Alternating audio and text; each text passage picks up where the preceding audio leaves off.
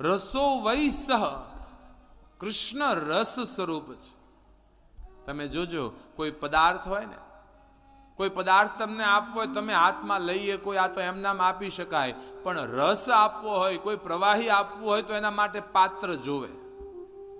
એમાં રાસની કથા છે ને, રસની કથા છે. અને રસ આપણે ગ્રહણ કરવો હોય તો પાત્ર જોઈએ. પાત્ર વગર રસ ઢોળાઈ જાય ને. અને એટલે જ આ 5 દિવસની કથા સાંભળીને પછી આપણી પાત્રતા સર્જાય અને પછી આ રસરૂપી રાસની કથાને આપણે ધારણ કરી શકીએ. ભગવાન કૃષ્ણે વિચાર્યું કે ગોપીઓ ઘણા સમયથી, આજે ગોપીઓ હતી ને એ કોઈ સામાન્ય સ્ત્રીઓ નહોતી.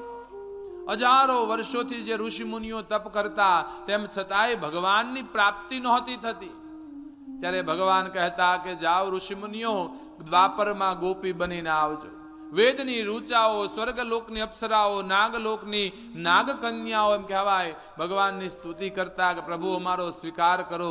ભગવાન કહેતા જાઓ દ્વાપરમાં ગોપી બનીને આવજો.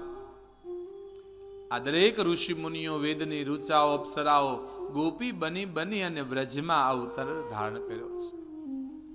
એકવાર ત્રેતા યુગમાં ભગવાન રામ યજ્ઞ કરે, સીતાની સોનાની મૂર્તિ બનાવી યજ્ઞ કરે. એક યજ્ઞ પૂરો થાય, મૂર્તિને મૂકી દે ભવનમાં. બીજો યજ્ઞ કરે, બીજી સીતાની સોનાની મૂર્તિ બનાવે. એટલા બધા યજ્ઞ ભગવાન રામે કર્યા, કહે છે કે સીતાની મૂર્તિનું આખું એક ભવન મોટું ભરાઈ ગયું.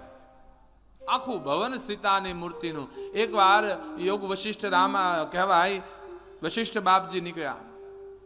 વશિષ્ઠને થયું કે આટલી બધી સીતાની મૂર્તિ, કામ કરું આને જીવિત કરું તો રામ એકાદાનો સ્વીકાર કરી લે. દર વખતે મૂર્તિ બનાવવી નહીં. અમર સંજીવની ભણી મૂર્તિ પર છાંટતા બધામાંથી સીતા બેઠા થયા. બધી સીતા ભેગી થઈ રામ પાસે કે પ્રભુ અમારો સ્વીકાર કરો. રામ કે પણ હું તો એક પત્ની વ્રતા સ્વીકાર, પણ પ્રભુ અમે તમારી જ પત્ની છીએ ને. ભગવાન કે નહીં, તમારો સ્વીકાર ન કરું. બધી સીતા કે પ્રભુ તો અમારો સ્વીકાર ક્યારે કરશો? ભગવાન કે જાઓ દ્વાપર યુગની અંદર ગોપી બનીને આવજો. કૃષ્ણ સ્વરૂપે આવું ત્યારે બધાનો સ્વીકાર કરી લેશ.